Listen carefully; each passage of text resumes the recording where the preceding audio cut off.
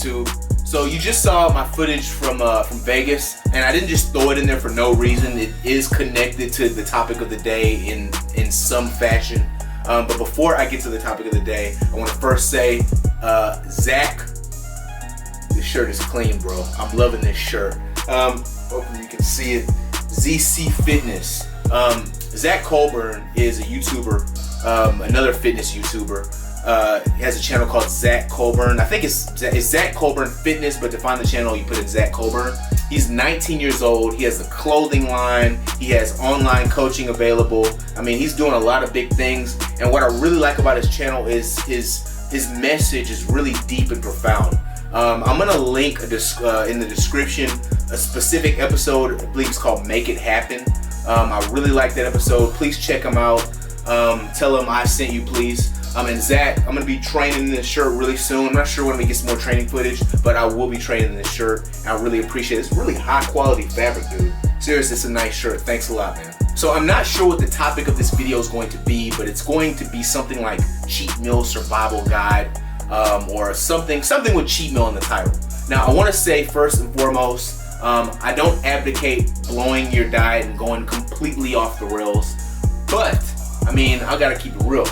I did, and sometimes I do, and I think a lot of us do, especially if we're on YouTube, and then we don't want to necessarily admit it because we want to kind of give this sanitized image, like we're nutritional angels. We don't do anything bad. We never eat bad. We never blow off our diets, or whatever. And that's crazy. I don't want to do that. I want to give you a real reflection of what I do and how I go about trying to fix a situation. And that's the purpose of today's video. I would say, you know, if you're gonna have your cheat meal or cheat day, or you're gonna go vacation, eat sensibly. But for a lot of us, it didn't go down like that. It's either we're clean or we're not.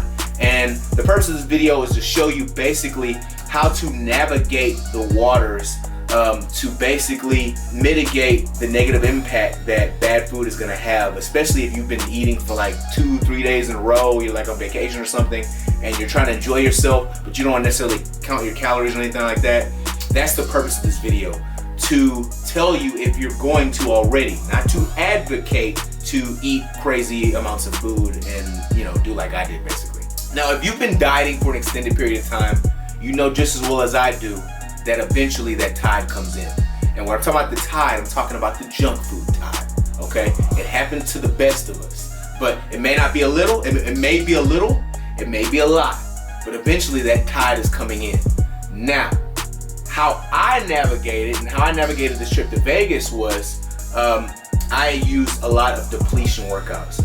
Now, what is a depletion workout? A depletion workout basically is a means to expediently deplete the body's glycogen stores. Now, why would we want to do that? Well, first off, what's glycogen?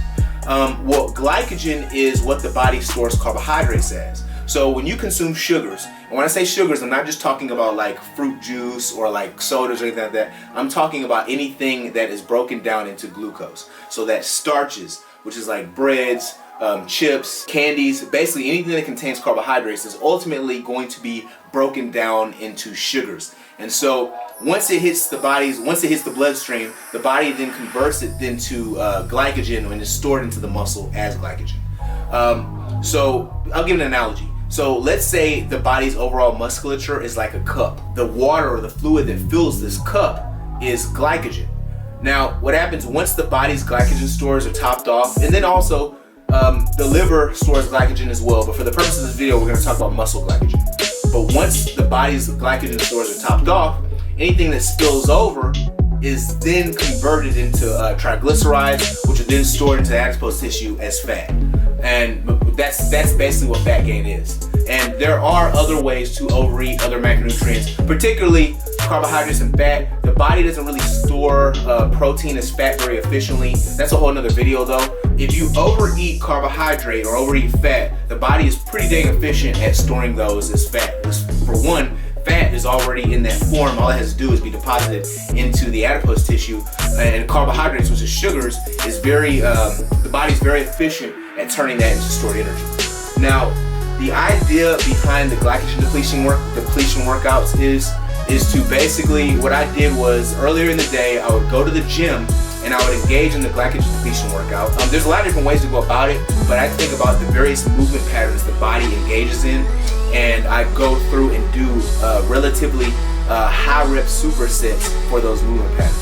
So for instance, you have the vertical press movement pattern, which would be something like an overhead press. Then you have a vertical pull movement pattern, which would be something like a pull down or pull up. Then you have the horizontal press, which would be something like the bench press. And then you have the horizontal pull, which would be like a bench over barbell row or a front pulley row. And then you have your lower body press, which would be something like a squat or a leg press. And then you have your lower body pull, which would be something like stiff-legged deadlifts. So I will basically take 6 exercises and I put them in a superset fashion. And I basically get 60 to 80 reps total for each superset. So let's say the first move pattern, for instance, it would be overhead press for 3 sets of 20, 3 or 4 sets of 20. And then I'd superset that with pull downs for 3 or 4 sets of 20 also. Now, very important, you're not going heavy on these. You're gonna use about maybe 40% your 1 rep maximum. The purpose of this is just get the work in. Get the work in and expend those glycogen stores.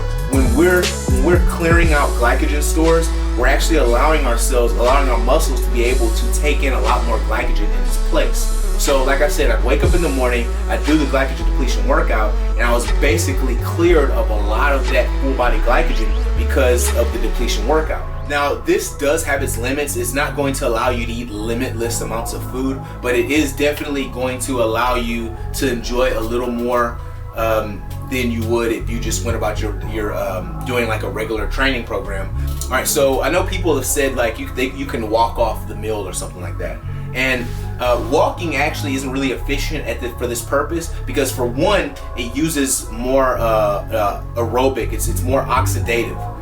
So the body doesn't really have to dip into glycogen stores really that much for walking because it hasn't hit that glycolytic energy pathway the same way it would if you were doing some kind of high intensity activity like sprinting. Sprinting is great for that. Sprinting will definitely clear glycogen stores really efficiently.